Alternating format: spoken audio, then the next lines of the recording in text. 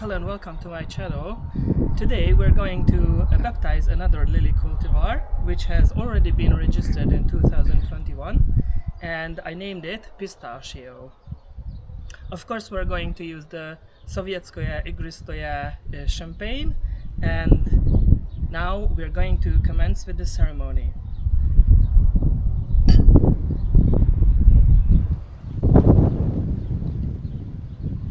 So hereby I name you Pistachio.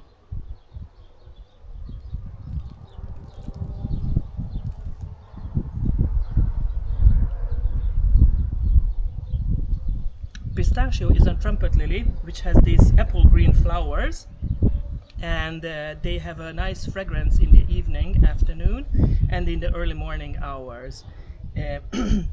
It can grow up to 2.1 meter high, and it can have up to 25 flowers on a stem.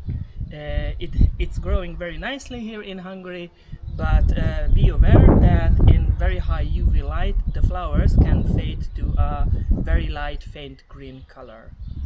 So thank you very much for your attention. See you next time on the next baptizing occasion. Goodbye.